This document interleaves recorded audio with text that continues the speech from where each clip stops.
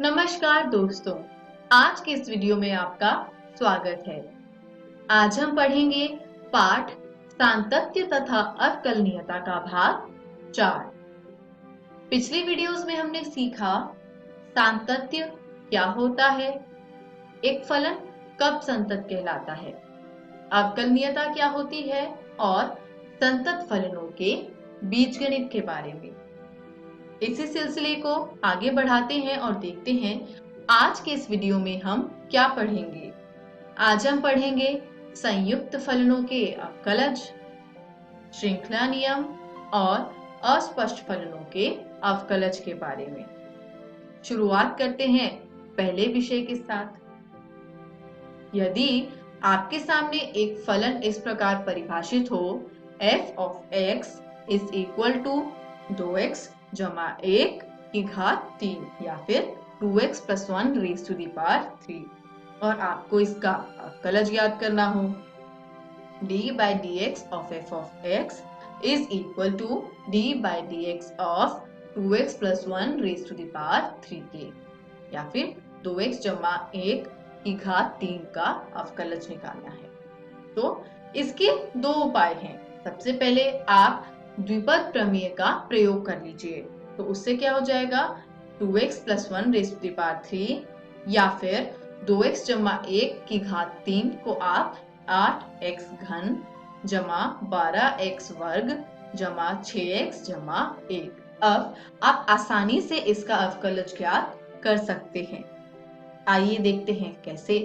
अब ये 2x जमा 1 की घात 3 था, इसको आपने छोटे छोटे पदों में तोड़ दिया है, जिसको जब आप हल करेंगे तो आपको प्राप्त होगा 24x का वर्ग जमा 24x जमा 6। और ये हुआ कैसे, ऐसे 8x क्यूब या 8x घन जो है, इसको अवकलज प्राप्त करने पर हमें प्राप्त होगा 24x स्क्वायर। 12x वर्ग का अवकलज हो जाएगा 24x और 6x का अवकलज हो जाएगा 6। और यदि आप इसको और सिंपल रूप में लिखना चाहें तो हो जाएगा 6, आप इसमें कॉमन ले लीजिए और 2x plus 1 का होल स्क्वायर कर दीजिए। अब इसकी एक और विधि होती है, आइए देखते हैं कैसे। वो होगी विधि संयुक्त फलन की। अब f of x को आप लिख लीजिए h composition g of x, यानी यहाँ पर g of x परिभाषित है 2x जमा 1 और hx परिभाषित है x क्यूब के रूप में। आइए सीखते हैं कैसे। आपने अपनी कक्षा 12वीं में एक पहला पाठ पढ़ा होगा, संबंध एवं फलन। उसमें आपने ये h of g, f of g इन सब के बारे में पढ़ा होगा। तो आइए देखते हैं इसका उपयोग कैसे करेंगे। हम इसका उपयोग ऐसे करेंगे कि मान लीजिए t बराबर हो रहा है g of x के, जो कि है 2x जमा 1 और f of x परिभाषित है h of t के, जो कि है t का क्यूब। तो इसको आप कैसे हल करेंगे कि d by dx जो है वो f of x आ जाए 6 into 2x plus 1 के होल स्क्वायर के। अब आप इसको इस तरीके से भी लिख सकते हैं कि 6 into 2x plus 1 का जो स्क्वायर था उसको हम लिख सकते हैं 3 गुना 2x जमा 1 का वर्ग गुना 2। कुछ नहीं किया है, ऊपर जो 6 लिखा था उसको 3 गुना 2 कर दिया है। अब आगे बढ़ते हैं, इसको हम लिख सकते हैं 3t स्क्वायर गुना 2। और ऐसा क्यों? क्योंकि हमको पता है, हमने ये माना था कि t बराबर है 2x plus 1 के। अब मैं इसको लिख सकती हूँ dh by dt into dt by dx। पर ऐसे कैसे? ऐसे क्योंकि ht जो है वो t क्यूब है या t का घन है, तो जब आप उसका अवकलज निकालेंगे तो आपको मिल जाएगा 3t का वर्ग, जैसा कि ऊपर समीकरण में दिया गया है। और t का मान है 2x plus 1, तो जब आप dt by dx निकालेंगे तो आपको 2 मिल जाएगा। और ये जो आपको परिणाम में प्राप्त हुआ कि d by dx of f of x is equal to dh by dt Guna dt by dx, इसको हम श्रृंखला नियम कहते हैं। आइए इस श्रृंखला नियम को विस्तार में पढ़ते हैं।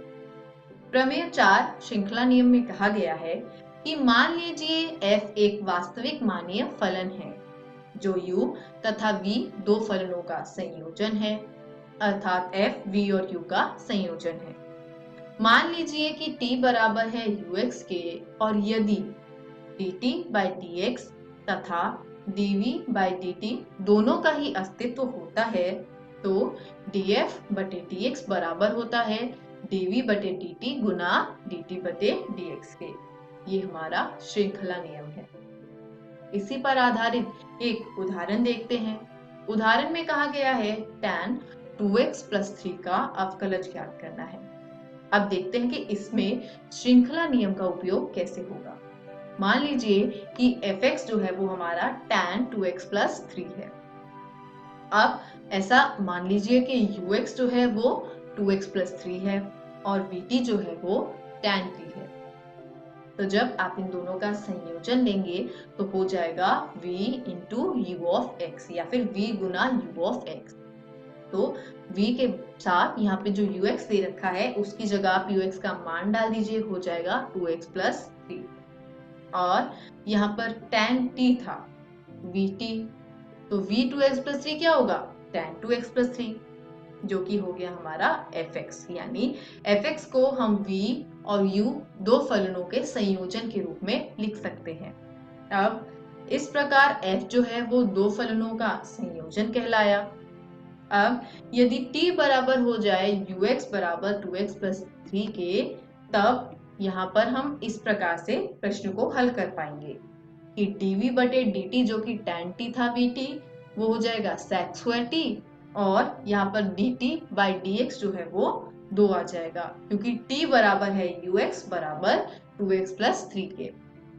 तो श्रृंखला नियम द्वारा df by dx is equal to dv by dt into dt by dx, या फिर हम कह सकते हैं df बटे dx बराबर dv बटे dt गुना dt बटे dx, जो कि हो जाएगा 2 जो कि dt by dx था वो गुना हो जाएगा sec² t के साथ और हमें पता है कि t का मान था 2x + 3, तो ये हो गया 2 sec² 2x + 3। आइए आगे बढ़ते हैं और अगला विषय देखते हैं अस्पष्ट फलनों के अवकलज। उदाहरण की सहायता से इस विषय को समझने की कोशिश करेंगे। यदि x - y बराबर पाई हो तो dy बटे dx ज्ञात करना है। आइए इसका हल देखते हैं। जो ये x - y बराबर पाई है, मैं इसमें पाई को यदि वाम पक्ष में ले जाऊं और y जो माइनस के साथ है उसको दाएं पक्ष में ले जाऊं तो हो जाएगा x - पाई बराबर y। और इसको हम उसका क्रम में परिवर्तन लाके ऐसे भी लिख सकते हैं कि y बराबर x - पाई, तो dy by dx जो है वो 1 हो जाएगा। ऐसा क्यों? क्योंकि y बराबर है x - पाई के, जहां पर पाई एक अचर फलन है। जब आप उसका अवकलज ज्ञात करेंगे तो आपको 0 प्राप्त होगा और dx by dx जो है वो 1 हो जाएगा। यानी हम यहाँ पर कह सकते हैं कि dy by dx बराबर हो गया 1 के।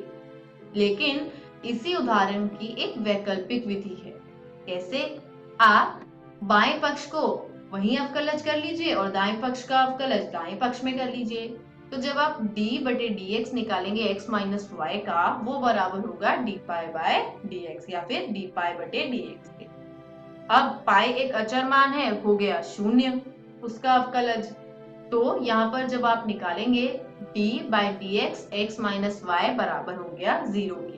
तो मतलब आप इन दोनों का जो अवकलज करेंगे उसका अंतर आ रहा है 0। तो ये आपस में हो गए बराबर। अब dx बटे dx होता है 1, इसलिए dy by dx बराबर हुआ dx बटे dx के, जो कि बराबर हो गया 1 के। इसी के साथ आज का ये वीडियो हमारा यहीं समाप्त होता है। आज हमने पढ़ा संयुक्त फलनों के अवकलज के बारे में, उससे परिणाम में हमने सीखा श्रृंखला नियम क्या होता है और फिर हमने जाना कि अस्पष्ट फलनों के अवकलज किस प्रकार प्राप्त किए जाते हैं।